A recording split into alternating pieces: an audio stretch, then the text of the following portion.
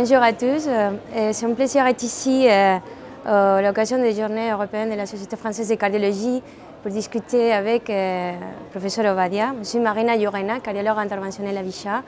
Et on a la chance de pouvoir discuter de la réparation de la chirurgie mitrale avec le professeur Obadia, qui est un vrai expert en chirurgie réparatrice de la valve mitrale.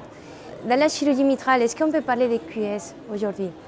Prouesse, je n'ai pas beaucoup apprécié ce terme en ce sens que je crois qu'il fut un temps où effectivement les résultats de la chirurgie étaient très dépendants du chirurgien parce qu'il n'y avait pas tout autour la qualité de la réanimation, les indications étaient vraiment entre les mains essentiellement du chirurgien. Donc c'était une prise en charge qui était assez individuelle.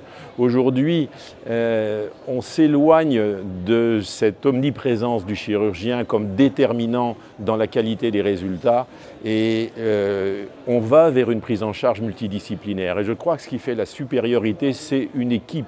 Et si on peut parler de prouesse, ce seraient les prouesses de l'équipe. Et plutôt que de prouesse, ce qui est important, c'est d'avoir une régularité dans les résultats. Et on le voit bien quand on étudie les résultats. Maintenant, on a non seulement les premiers résultats d'Alain Carpentier, le pionnier, avec ses résultats magnifiques à long terme, mais les nouvelles études des grandes bases de données sur des chirurgies simples montrent que c'est très dépendant du volume du centre, autant que du volume du chirurgien.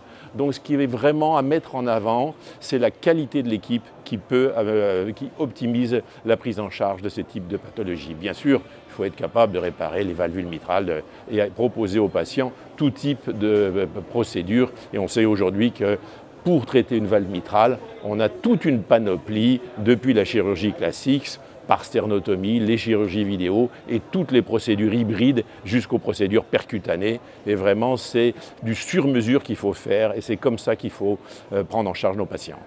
La recommandation aujourd'hui nous dit qu'il faut prioriser la réparation mitrale par rapport au remplacement valvulaire mitral. À qui on peut proposer une chirurgie de réparation mitrale aujourd'hui? Alors, la réparation valvulaire mitrale s'adresse principalement aux pathologies dystrophiques.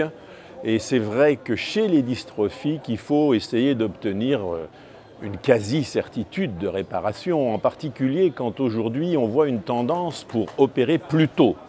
Mais dans les recommandations, les malades asymptomatiques ou peu symptomatiques, ce n'est pas toujours facile de faire la différence, ne peuvent être pris en charge précocement qu'à condition que le taux de réparation soit supérieur à 95% et que la mortalité attendue moins de 1%. Dans les études sur les grandes séries, on s'aperçoit que ça dépend beaucoup du volume. Encore une fois, c'est l'équipe qui génère la qualité des résultats.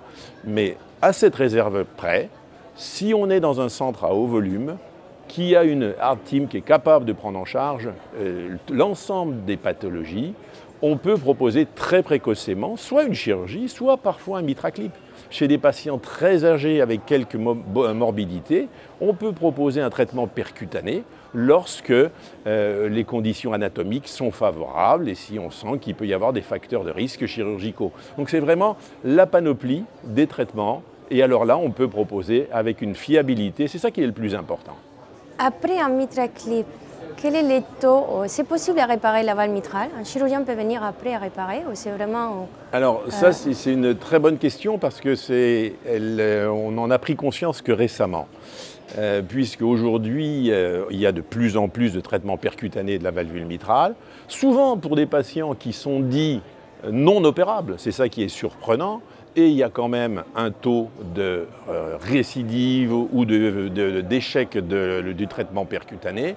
Dans la STS Database, aujourd'hui, on a plus de 500 patients, 546 je crois de mémoire, et on s'en rend compte que chez ces patients, le taux de réparabilité est très diminué parce que la présence du clip gêne. On est à 5%.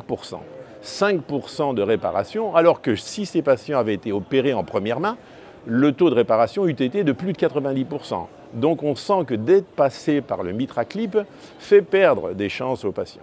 Et là encore, dans ce travail, on retrouve ce que je vous dis depuis le début de cet entretien, l'importance de l'équipe. Et là, on se rend compte que la mortalité dans ces patients, elle est de 2,8% dans les centres à haut volume versus 12% dans les centres, des autres centres. Alors que le STS annonce une mortalité à 6%. C'est dire qu'il est quand même très important de bien référer les patients aux équipes, encore une fois, qui ont toute la panoplie et le volume suffisant pour assurer une fiabilité, une qualité de résultat. C'est une très bonne conclusion pour notre discussion. Merci beaucoup, Jean-François Ovadia, pour partager votre expérience et votre expertise sur le sujet.